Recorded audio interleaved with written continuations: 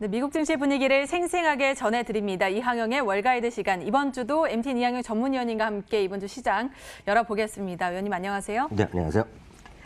네, 위원님 주말 어떻게 보내셨나요? 바쁘게 지냈죠. 근데 네. 비가 하도 많이 와서 걱정들이 많으실 것 같습니다. 네, 아무래도 그럴 것 같습니다. 지난주 금요일 증시에 대해서 이제 분석을 해보기 전에 항상 이제 위원님과 이야기를 나누는데 또 소소한 이야기로 어떻게 시작을 해보면 어떨까 하는 생각에 질문 드렸습니다. 네. 지난주 증시는 우리가 어떻게 보면 좋을까요? 네, 지난 주말 주시장은 한마디로 나스닥이 한 7, 8일 만에 좀 쉬는 모습이었고요. 상대적으로 S&P 500과 다우지수는 좀 견조한 움직임을 보였던 것으로 일단 주말 하루를 정리할 수 있어 보입니다.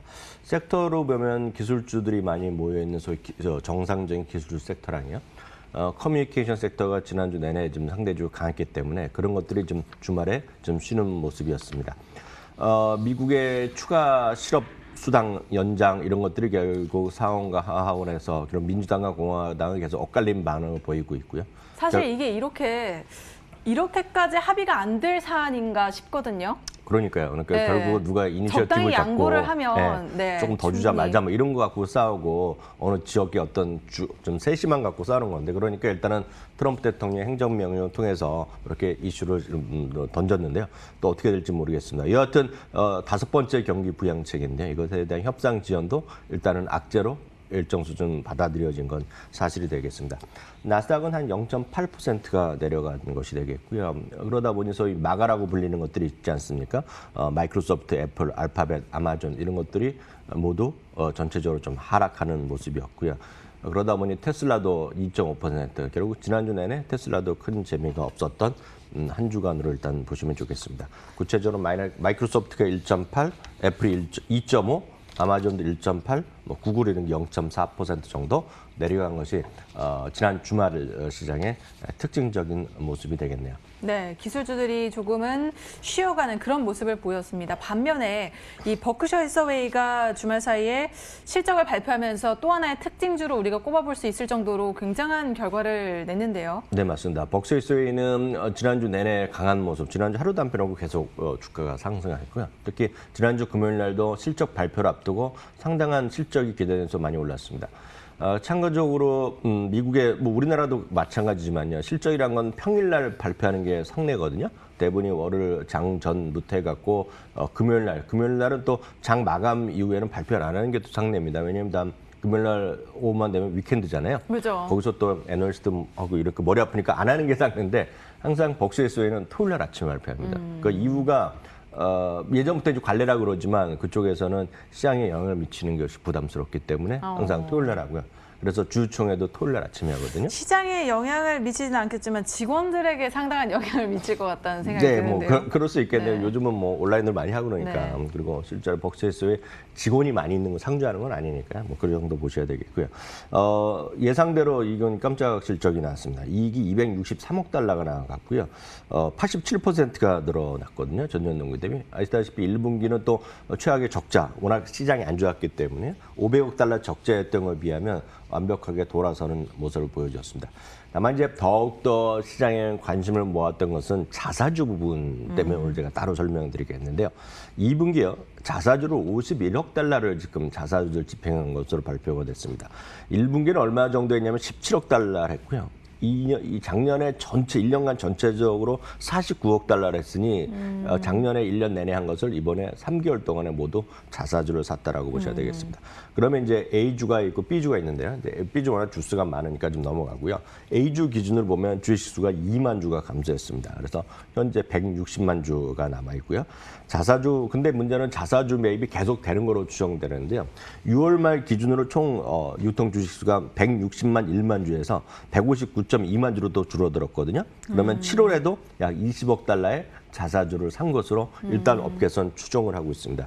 그것은 뭐냐면 작년만 하더라도 PBR 기준으로 1.3배 이하 이럴 제시가 됐었는데 작년 4월인가 5월에 이제 다 발표를 하면서 이제는 그런 절대 기준이 없고 본인과 찰리 멍거가 합의하면 결정하면 산다 그랬는데 왜 이렇게 안 사나 얘기를 궁금했었거든요. 생각보다 안 산다 그랬는데 지금 적극적으로 좀 자사주 현재 가격대에 사는 것으로 좀 추정되고 있기 때문에 그런 것들이 여전히 벅셔스의 최근의 주가의 상승에 기폭제가 되어 있다고 보셔야 되겠고요. 이렇게 자사주 매입을 하고 있지만 항공주 매각으로 인해서 보유한 현금은 오히려 증가했습니다. 그렇기 때문에 1,370억 달러에서 1,460억 달러 수준으로 보유 현금은 더 늘어나는 것으로 일단 확인됐습니다. 네, 그 또한 호재라고 좀 좋다고 볼 수 있는 거겠죠. 뭐라도 더 살 수 있다라는 네. 그런 기대감이 있다는 거죠. 그 자사주도 마찬가지고요. 여타 최근에 뱅크 오브 아메리카 주식을 더 늘려놨는데 여튼 적극적인 시장에 대한 참여에 대한 기대감은 분명히 있다고 보여집니다. 네, 그리고 또 이날 우리가 주목을 해봐야 될 부분이 고용 보고서였는데요. 고용 보고서가 예상보다는 좋은 결과를 나타냈어요. 실업률이 떨어졌고요. 네. 그다음에 고용 인원도 늘어났습니다. 여기에 대해서는 어떻게 분석을 해볼 수 있을까요? 네, 맞습니다. 148만 명에서 160만 명 정도가 업계 일반적인 예측이었습니다. 신규 고용은 그렇지만 176만 명이 났기 때문에 생각보다 적게는 10만 명, 많게는 30만 명이 예상보다 좀 더 많았다라고 업계에서 얘기를 하고 있고요. 실업률은 지난달에 11.2에서 10.2로 줄어들었습니다. 다만 이제 이게 정상적인 1, 2월 달에 이게 지금 거의 뭐 완전 고용이었지 않습니까? 1%, 2% 수준이었기 때문에 아직은 많이 높다라고 보셔야 되겠고요. 그럼 참고적으로 어느 정도냐면 팬데믹 기간 이후에 2,200만 개 일자리가 사라졌는데 이 한 930만 개 일자리가 복구됐습니다. 그러니까 아직도 반이 넘게 네, 일자리 아직까지 반이 넘게 남아 있는 거죠. 그리고 또 일부 또 사로 해고되는 분들이 있기 때문에 어찌됐건 지금 40% 정도 보여지겠고요. 그래도 긍정적으로 추가 긍정적인 것은 임금 증가율이 2개월 연속으로 플러스가 났다는 것 분명하겠고요. 또 하나 오늘 여기는 보여주지 않고 있지만 근무 시간 자체가 좀 늘어나는 것이 있거든요. 그러니까 일자리도 좀 늘어나고 임금도 올라가고 일자리 자체가 그러니까 보통 한 명당 일하는 시간 자체가 늘어난 것은 단무지 좀 긍정적으로 보는 분들이 많이 있습니다. 한편 어디가 많이 늘어났냐고 하는 걸 표를 보시면 우리는 마찬가지지만 가장 큰 거는 이제 레저라고 써놨지만 레저라고 쉽게 얘기해서 레스토랑이거든요. 레스토랑이나 접객업소라고 우리가 표현하는 것인데요. 그쪽에서 제일 많이 늘어나서 한 50만 명에서 한 60만 명 가까이 늘어났고요.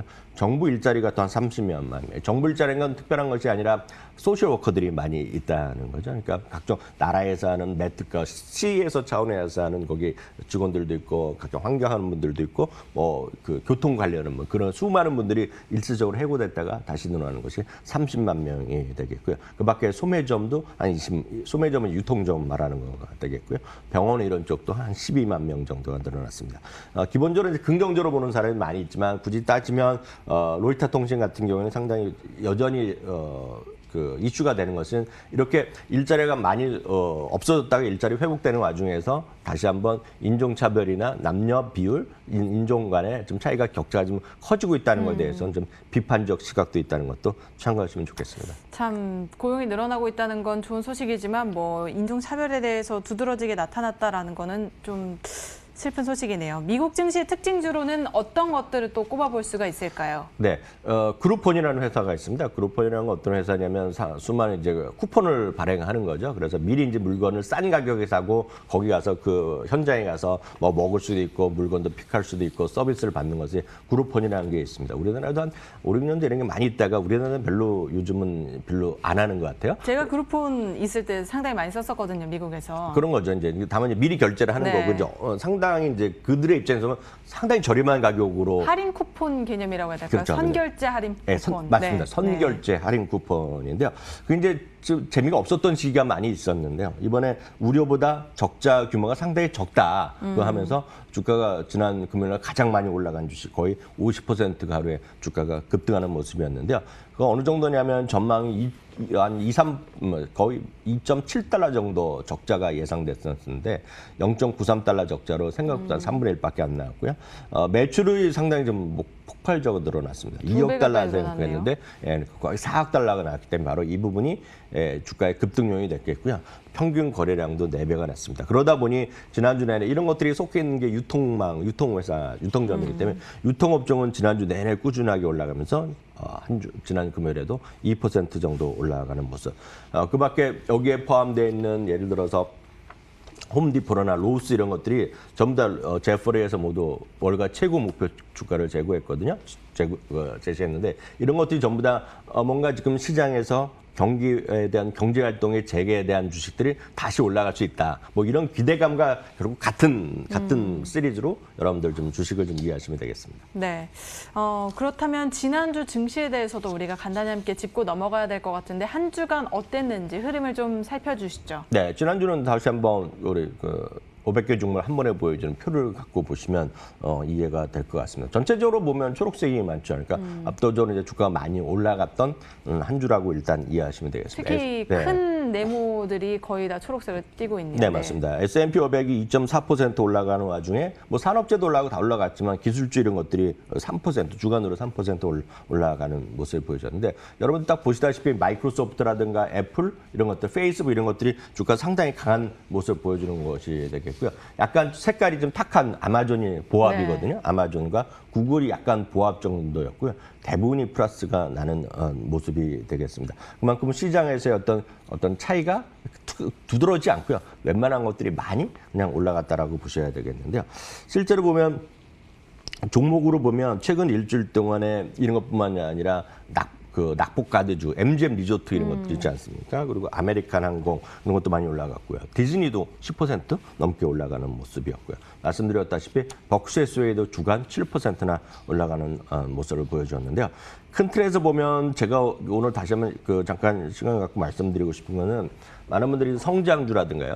그리고 이제 기술주 이런 거를 대표적으로 많이들 갖고 계시거든요. 아마 TV 보시거나 유튜브 보시는 분들도 상당 부분 그런 쪽에 좀 많이 오리엔트 돼 있는 것이 뭐 전 세계 젊은 분들 그리고 밀레니얼 세대 그리고 한국 투자가분들한테 마찬가지인데요. 오늘 그림을 두 개를 같이 보여드리겠는데요. 러셀 1000입니다. 러셀 1000이라는 거는 1위부터 1000위이기 때문에 큰 주식이라고 얘기하시면 되겠는데요. 그거를 가치주와 성장주로 딱 구분할 수 있는데요. 최근 일주일 동안 보면 가치주가 2.8%가 올라가고요. 성장주가 2.1%가 올라갔습니다. 물론 최근 3개월만 보면 성장주가 훨씬 많이 올라갔는데 최근에 일주일 그리고 최근 2주일 정도 보면 오히려 약간 차이가 바뀌고 있다는 거거든요. 그래서 계속 말씀드리면 너무 한쪽으로만 몰려가지 마시고 지금은 좀 포트폴리오 좀 안배하시면서 좀 가치주 섹터도 여러분들 좀 관심을 갖고 보실 만한 시기라서 오늘 다시 한번 정리해드렸습니다. 그러니까 분산해서 좀 같이 담아가는 그런 게 더 좋다라는 말씀이시죠? 맞습니다. 네. 네.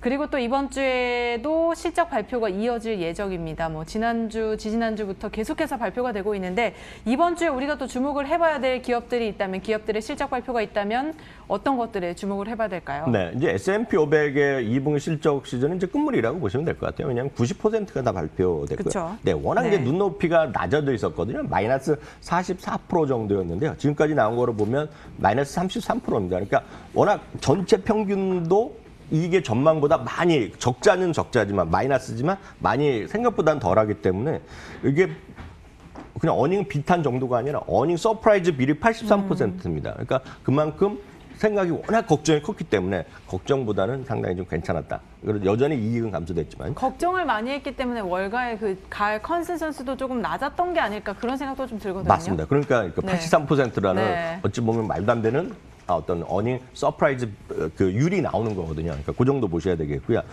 이번 주에는 그렇기 때문에 뭐 별게 없습니다. 실장 보면 많이는 저희가 그림으로 보여드리지만 우리가 주목할 만한 많은 기업이 있는 것이 아니게 되겠습니다. 다만 오늘 밤에는 이제 S&P 500 중에서 유일하게 포함되어 있는 금강회사는 베럭골드입니다. 왜냐하면 이게 여러 번 소개해드렸던 뉴먼 코퍼레이션은 국적 자체가 그 회사의 법인이 캐나다 소속이기 때문에 S&P 500은 거기에 포함이 안 돼 있는데요. 베럭골드 회사가 2위 회사지만 여기에 들어가요. 유일한 S&P 유일한 금강회사입니다. 지금 포함되어 있는 베럭골드가 오늘 발표되고 있고요.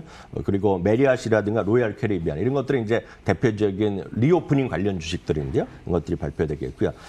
화요일 날에는 시스코가 발표되는데 여기에 시스코는 우리가 아는 그 수요일날 발표된 시스코 시스템과 달리 시스코는 우리를 보면 식자재 운송 기업입니다. 식자재 운반 기업. 우리나라도 네. 보면 CJ나 현대 이런 거 보면 식자재면 큰 그 배송하는 회사 있지 네, 않습니까? 네. 그 배송 회사입니다. 시스코, S&P 500에 포함되는 회사가 되겠고요. 그 밑에 이제 수요일 날이 여러분들이 아시는 그런 통신 관련 장비 시스코 시스템 회사가 되겠고요. 리프트 정도가 같은 날 발표되고 목요일 날은 이제 테이퍼스트리가 이제 유통 회사이기 때문에 이 정도 여러분 관심 갖고 보시면 되겠고요. 경제 지표는 제가 봤을 때 금요일만 챙겨 보시면 되겠네요. 소매 판매 그리고 산업 생산 그리고 미치간 대학 소비자 실물 지수인데요. 최근의 흐름 봐서는 모두 다 긍정적인 숫자가 나올 가능성이 커 보입니다. 네, 이번 주에도 뭐 큰 기업들은 아니지만 크고 작은 그런 기업들이 실적을 발표할 예정입니다. 여러 가지 지표와 함께 계속해서 지켜보시고 성공 투자 전략 세워보시기 바랍니다. 지금까지 MTN 이항영 전문위원님과 함께했습니다. 오늘 말씀 고맙습니다.